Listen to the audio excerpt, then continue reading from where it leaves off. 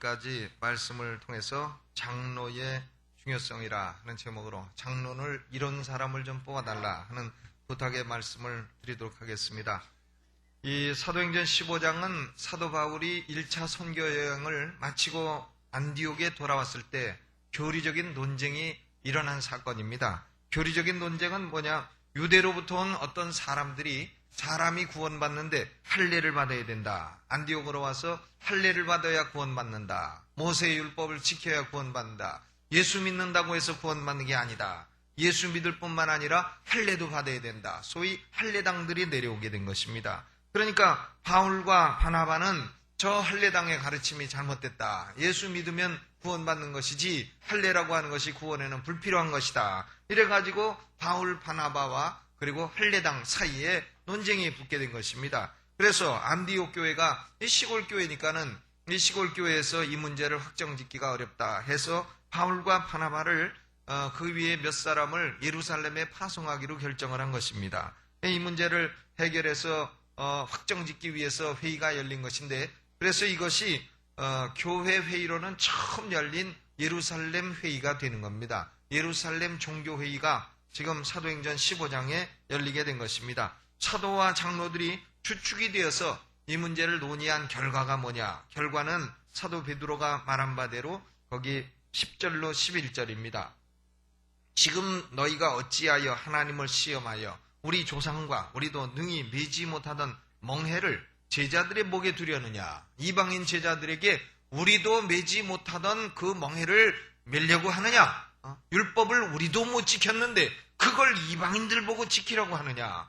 그러므로 베드로의 말은 뭐냐면 우리가 저희와 동일하게 주 예수의 은혜로 구원받는 줄을 믿노라. 은혜로 말미암아 믿음으로 구원을 받는다 하는 원리를 베드로가 확립을 한 것입니다. 베드로가 이런 확신을 가지고 있었어요. 그러니까 예루살렘 종교회의의 의장이 누구였느냐 하면 예수님의 동생이었던 야고보였습니다. 야고보는 거기 선지자들의 말씀을 인용을 해서 다시 베드로의 입장이 옳다고 지지를 해주는 것입니다. 15절에 선지자의 말씀이 이와 합하도다.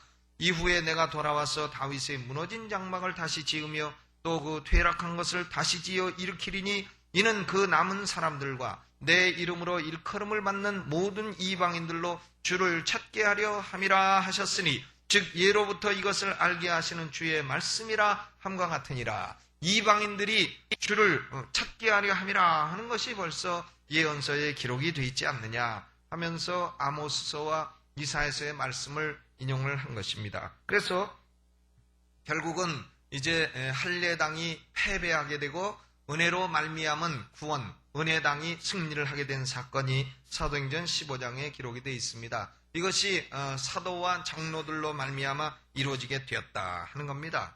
우리 성도들도 다 교권을 가지고 있습니다. 교권이란 말이 좀 이상한 말입니다만은 우리 성도들은 기본 교권을 가지고 있습니다. 하나님께 예배드리고 교회의 지체로서 주의 만찬과 침례를 받고 그리고 봉사하고 이런 기본 교권을 다 가지고 있는 것입니다. 그리고 교회 회원으로 투표할 수 있고 하는 것이 기본 교권입니다. 그러면 장로들은 뭐냐? 장로들은 은사 교권을 가진 사람이라. 은사 교권이라고 하는 것은 뭐냐면 말씀이든 봉사든 다른 사람에게 은혜를 끼쳐서 다른 사람을 구원하는 데 사용되는 그런 사람들을 가리켜서 은사 교권을 가진 사람들이라. 그러니까 사도들도 장로요, 목사들도 장로요, 장로들도 장로요, 결국은 은사 교권을 가진 사람들이 다 장로가 되는 것입니다. 은혜를 나누어주는 하나님의 도구가 되는 중요한 직분을 다 포함해서 장로라. 사도 베드로도 자기를 장로라 이렇게 말하지 아니했습니까?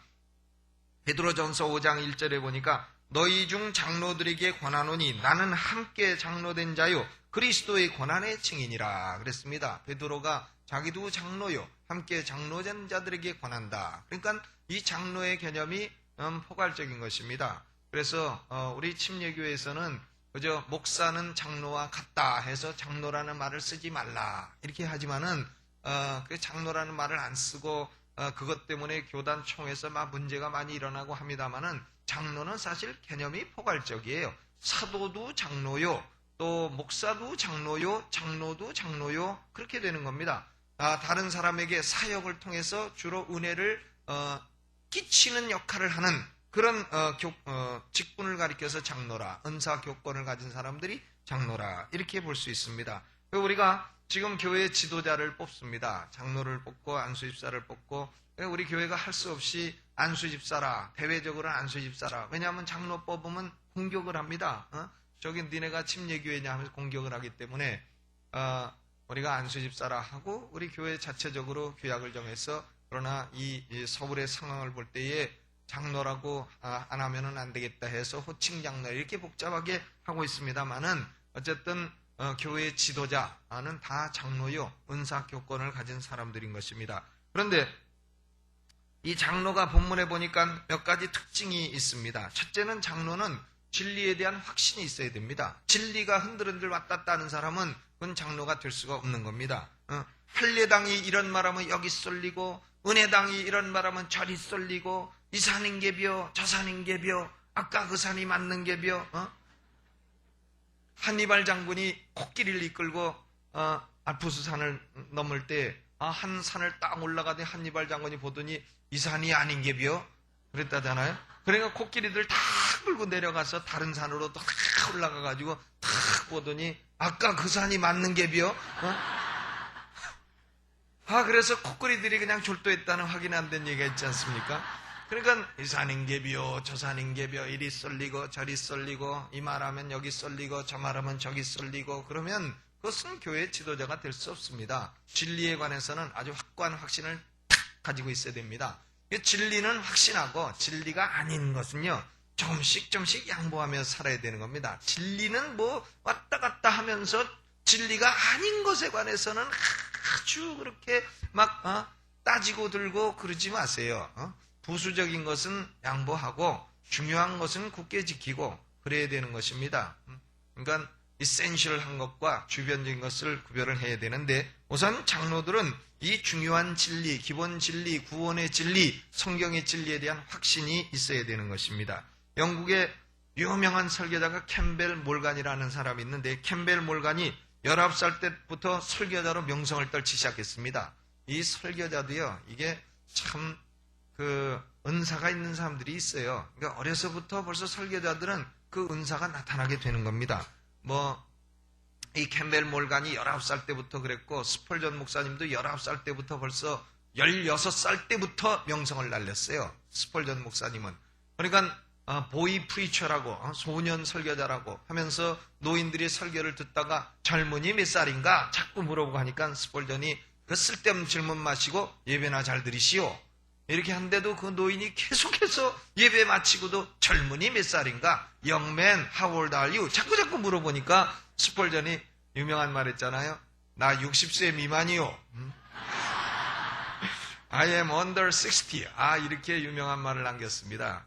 근데 참 이 캠벨 몰간이 유명한 설교자고 이분의 설교집이 지금도 많이 남아 있고요. 그러니까 목사들이 저도 이 캠벨 몰간 설교집을 많이 참조합니다. 목사들은 하여간 선생이 수백 명이 있어야 돼요. 역사 속에 나타난 그 훌륭한 사람들을 책을 부지런히 읽어야 됩니다. 제가 안 보이면 뭐 하고 있는 거냐? 책 읽고 있는 거예요. 목사는요, 그저 왔다 갔다 하는 것이 다 하는 게 아니에요. 안 보이는 시간이 많아야 됩니다. 책 읽어야 되는 겁니다. 책을 제가 설교 한 편을 준비하려도 원서로 50페이지 이상 읽어야 돼요. 읽습니다. 안 읽고 하면은 그러면 어떻게 되느냐? 그러면 뭐 시원찮은 게 나오게 되는 거고 그런 겁니다. 안 읽고 할 수도 있죠. 급할 땐. 그럼 시원찮은 게 나오게 된다 말이죠. 그러니까 작품을 만들려면 책을 읽고 공부해야 되는 건데 캠벨 몰간이 19살 때 어린 나이에 설교 은사가 나타나게 되니까 이제 좀 20살 넘어가서 다른 책도 좀 읽어야 되겠다 해가지고 과학자들이 쓴 책을 읽습니다. 그러니까 무신론자들이 쓴 책도 있고 진화론자들이 쓴 책도 있고 이렇게 책을 읽다가 그만 성경에 대한 확신을 잃어버렸어요. 그래서 이 사람이 이 성경이 과연 진짜 하나님 말씀인가? 그 아버지도 목사였는데 우리 아버지가 말하는 것처럼 성경은 진짜 하나님 말씀인가? 하나님 성경이 진짜 하나님 말씀이면 내 영혼에 확신을 주옵소서 하고 성경책을 새로 서점에서 하나 사다가 읽기 시작하다가 드디어 1883년에 성령으로 말미암아 완전한 확신을 얻게 된 겁니다. 그러니까 성경을 부지런히 읽다 보면 성령께서 무엇을 주시냐면 내적 확신을 주시는 겁니다. 그래서 그때부터 이 캠벨 몰간은 세계적인 설교자로 명성을 날리게 된 것입니다. 우리가 무슨 일을 하든지요, 의심하면서 하는 거하고 확신을 갖고 하는 거하고는 대단히 다릅니다. 설교자가 이 진리를 확신하지 못하고 설교하게 되면 그러면 그 설교도 약할 수밖에 없는 겁니다. 미국의 오클라호마주에서 살인사건 재판이 있었습니다.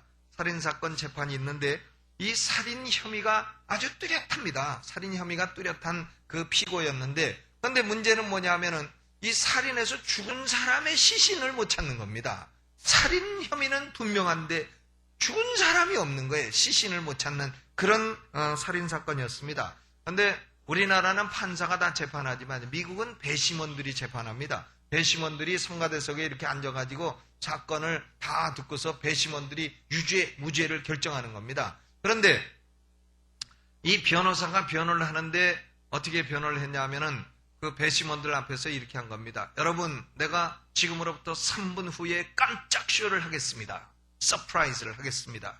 그러니까 배심원들이 눈이 동그래서 뭐요? 앞으로 3분 뒤에 여러분들이 피고라고 생각하는 저 사람이 죽인 사람이 정문으로 걸어 들어오게 될 것입니다. 그러니까 배심원들이 깜짝 놀래가지고 숨 죽이면서 3분을 기다리는데 3분 딱 지나서 보니까 들어와야 안 들어와요? 아무도 안 들어오죠. 아무도 안 들어오니까는 변호사가 그런 겁니다. 보시오, 여러분들이 지금 마음에 이 사람이 범인이 아니라는 의심이 있었기 때문에 그 문을 쳐다본 것이 아닙니까?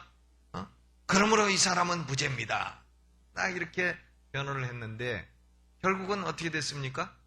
유죄가 됐어요. 유죄. 배심원들이 다 유죄 판결에 손들었습니다. 그러니까 변호사가 화가 나가지고, 여러분 마음속에 그렇게 의심이 있었음에 불구하고 어떻게 유죄 판결을 내릴 수가 있습니까? 그러니까 그 배심원 중에 최고 수석 배심원이 뭐라 그러냐면, 우리는 의심해서 다 바라봤는데 당신 피고는 안 바라봅디다.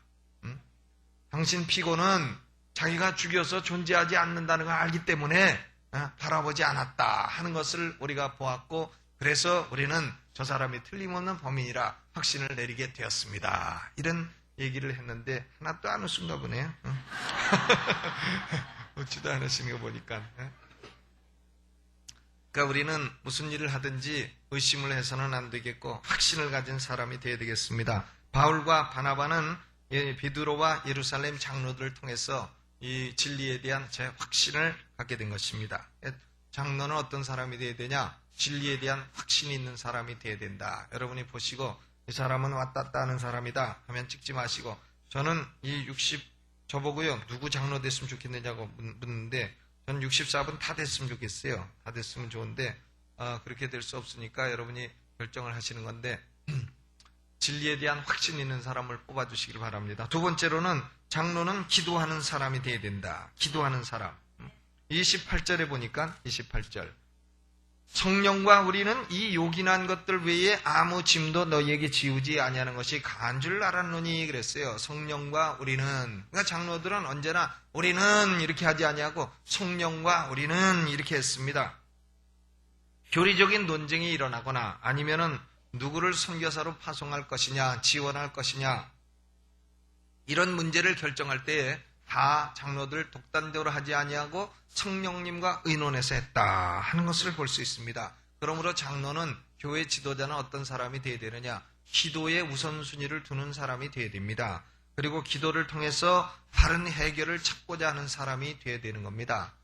그냥 힘으로 능으로 하는 것이 아니죠. 기도로 하는 겁니다. 기도 응답을 기대하는 사람이 되어야 되고 기도 응답을 체험하는 사람들이 교회 지도자가 되어야 되는 것입니다. 그래서 무슨 문제든지 하나님께 기도하고 기도해서 응답이 이렇게 해라 저렇게 해라 이렇게 소리로는 안 오더라도 기도를 하고 있는 한 성령의 인도가 있게 되는 것입니다. 그래서 기도하는 사람들을 뽑아주시기 바랍니다. 세 번째로, 장로는 교회를 바른 길로 인도하는 사람이 되어야 된다. 교회를 어떤 길로 인도해야 된다고요? 바른 길로 인도해야 됩니다. 자기 고집을 막 내세워서 교회가 어려움을 겪든지 말든지 그냥 막 내 고집대로 가야 된다. 그런 사람은 장로 되면 안 되는 겁니다. 장로는 자기 고집보다는 교회가 어떤 것이 유익할 것인가, 교회의 덕을 생각지 않는 사람이 되어야 돼요. 그래서 교회를 바른 길로 인도하는 사람이 되어야 되는 겁니다. 자기 고집이나 자기 이익이나 사사로운 마음이나 이런 걸 가지고 있는 사람들은 안 되는 것입니다. 어느 날 바다에서 그 해군 전함이 훈련을 하고 있었습니다. 전함이 2대가 막 훈련을 하고 있는데 그 전함의 함장은 누구냐면 전부 다 해군 투스타, 해군 소장들이에요. 별 둘이 이제 함장이 돼가지고 훈련을 하고 있는데, 그런데 그날은 날씨가 몹시 나쁘고 안개가 많이 끼고 잘 보이지를 않습니다. 그러니까 배들이 다 불을 켜고 하는 건데, 그런데 가까운 데 갔어야 불빛이 보이고, 그런데 무전이 온 겁니다. 전함 하나에 무전이 왔어요. 전함 보고 20도 동쪽으로 배 머리를 돌리시오. 무전이 온 겁니다. 그러니까 함장이 계급이 투스타인데 상대방에 묻는 겁니다. 나는 이 배의 함장이다. 내가 소장이다. 너는 계급이 뭐냐? 하니까 1등병입니다. 그러니까 투스타가 야 인마 그러면 네가 돌려. 네가 20도 서쪽으로 틀면 될 거 아니냐? 그래도 1등병은 계속 명령하는 겁니다. 함장님 20도 배를 동쪽으로 트시오. 그러니까 함장이 화가 나서 소리 지르는 겁니다. 너는 영창이다 이놈아. 그러니까 1등병이 뭐라 하는지 아십니까? 함장님 돌리는 게 좋을 겁니다. 나는 등대 근무자입니다. 안 웃으시네. 전혀 못 깨달으시는가 본데. 그렇죠? 뭐 아무리 1등병이라도요. 등대 근무자, 등대하고 배하고 부딪히면 배가 망가지지 등대가 망가집니까? 그러니까 등대는 작은 섬에다가 세우는 건데 그가 부딪히니까 1등병이라도 등대 근무자는 배가 오면 틀라고 하는 거지. 소장이 됐던 대장이 됐던 대통령이 됐던 뭐 누가 됐던 틀라고 하는 거지. 그러니까 이 배는요 결국은 틀어야 되는 겁니다. 등대하고 부딪힐 수는 없는 거예요. 그러므로 우리는 참 지도자가 중요합니다. 지도자가 어떤 생각을 가지고 있느냐 하는 것이 이 교회의 방향을 결정해 주는 겁니다. 이 지도자가 어떤 사람이 되느냐 하는 것이 이 교회의 방향을 결정해 주는 겁니다. 여러분 오늘 기도하시고 뽑으세요. 기도하시고 뽑으시고 그리고 우리 교회를 바르게 인도할 사람을 뽑아주시기를 바랍니다. 네 번째, 장로들은 진리를 가르칠 수 있는 사람이 되어야 되죠. 진리를 가르칠 수 있어야 됩니다. 장로가 뭘 물으면 모르겠어요 이러면 안 되죠. 진리를 묻는 사람들에게 대답할 말을 예비할 실력을 가지고 있어야 됩니다. 그래서 초신자들에게 진리를 가르칠 수 있고 친절한 말로 가르칠 수 있는 그런 사람이 되어야 되는 것입니다. 예루살렘 교회 장로들은 이 진리를 편지로 써가지고 시골 교회들에게 다 순회해서 회람서신으로 돌리고 이 진리를 읽고 배우고 하도록 하라 이렇게 한 것을 볼 수가 있습니다. 오늘 우리는 이런 분들을 우리 교회 지도자로 선출하게 되시기를 주님의 이름으로 축원합니다. 우리 준비하신 헌금 있으시면 먼저 헌금을 드리고 그리고